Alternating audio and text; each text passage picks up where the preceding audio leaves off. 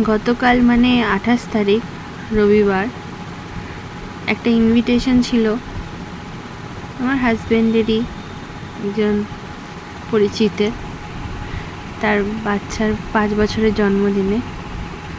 জায়গাটা ছিল খড়দা। সচরাচর তেমন কোনো ইনভিটেশন পড়ে না, আর যেদিন পড়েছে ভগবানও সাথ দিচ্ছিল না, সকাল থেকে শুধু বৃষ্টি আর বৃষ্টি।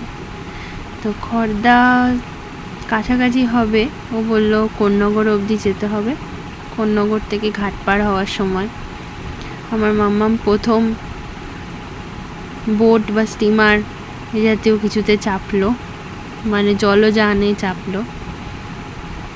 ওর একটা এক্সপিরিয়েন্স হলো, আমারও বেশ ভালো লাগলো।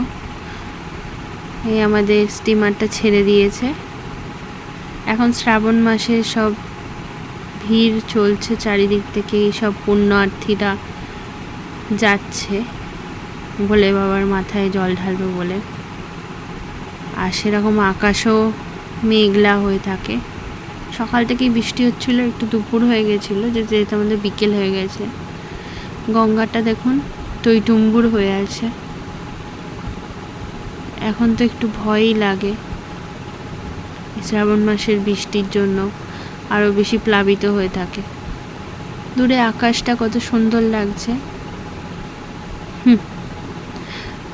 আর এখান থেকে একটা প্রাচীন মন্দির দেখা যাচ্ছে, আর একটা সাদা রঙের কি সুন্দর মন্দির।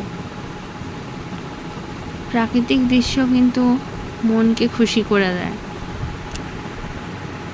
জলের ঢেউটা দেখুন, স্বচ্ছ মনে হচ্ছে। যদিও আমি সাঁতার জানি না, কিন্তু খুব সুইমিং করতে ইচ্ছা হচ্ছিল। মনের ইচ্ছা মনেতে রাখাই ভালো। আর এই যে আমার দুষ্টু সোনা দুষ্টুমি করছে, একটুও ভয় পায় না কোনো কিছুতে। ফার্স্ট এক্সপিরিয়েন্স ওর, সবই ভালো যায়। সবাই আশীর্বাদ করবেন।